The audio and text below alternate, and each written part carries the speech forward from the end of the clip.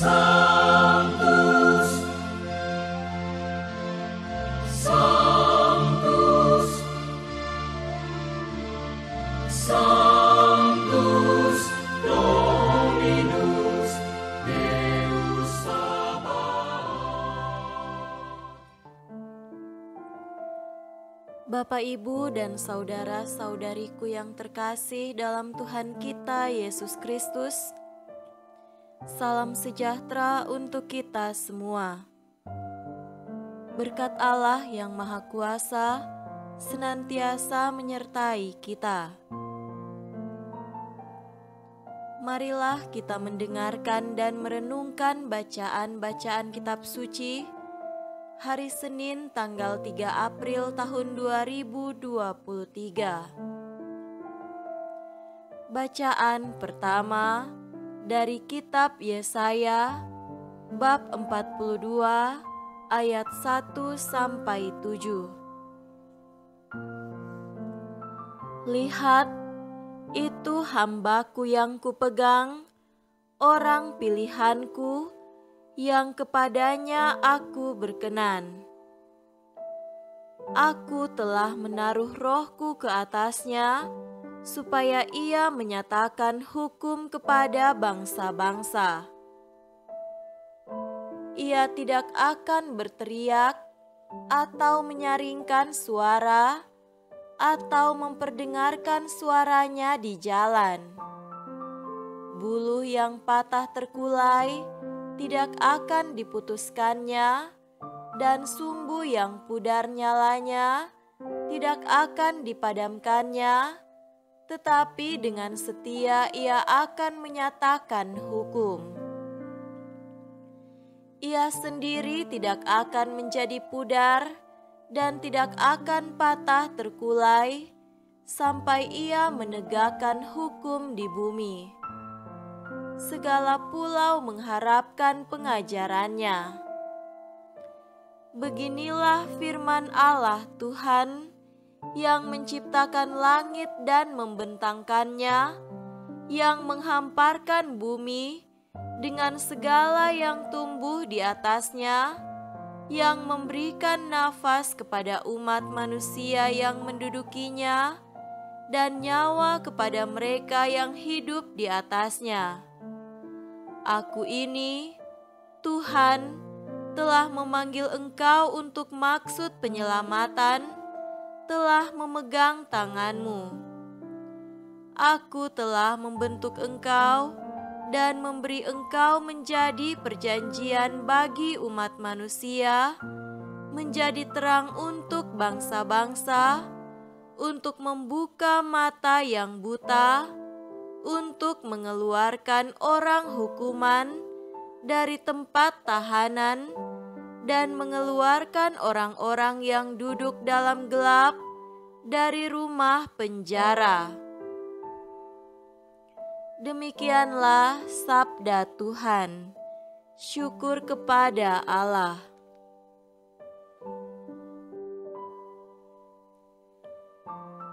Semoga Tuhan beserta kita sekarang dan selama-lamanya. Inilah Injil suci menurut Yohanes. Dimuliakanlah Tuhan. Injil Yohanes bab 12 ayat 1 sampai 11. 6 hari sebelum Paskah, Yesus datang ke Betania, tempat tinggal Lazarus yang dibangkitkan Yesus dari antara orang mati.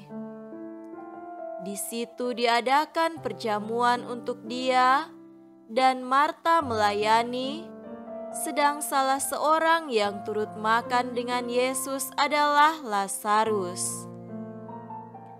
Maka Maria mengambil setengah kati minyak narwastu murni yang mahal harganya, lalu meminyaki kaki Yesus dan menyekanya dengan rambutnya. Dan bau minyak semerbak di seluruh rumah itu. Tetapi Yudas Iskariot, seorang dari murid-murid Yesus yang akan segera menyerahkan Dia berkata, "Mengapa minyak narwastu ini tidak dijual 300 dinar dan uangnya diberikan kepada orang-orang miskin?" Hal itu dikatakannya bukan karena ia memperhatikan nasib orang-orang miskin, melainkan karena ia adalah seorang pencuri. Ia sering mengambil uang yang disimpan dalam kas yang dipegangnya. Maka kata Yesus, "Biarkanlah dia melakukan hal ini mengingat hari penguburanku. Karena orang-orang miskin selalu ada pada kamu, tetapi aku tidak akan selalu ada pada kamu." Sejumlah besar orang Yahudi mendengar bahwa Yesus ada di sana, dan mereka datang bukan hanya karena Yesus, melainkan juga untuk melihat Lazarus yang telah dibangkitkannya dari antara orang mati. Lalu imam-imam kepala bermufakat untuk membunuh Lazarus juga, sebab karena dia, banyak orang Yahudi meninggalkan mereka dan percaya kepada Yesus. Demikianlah sabda Tuhan. Terpujilah Kristus.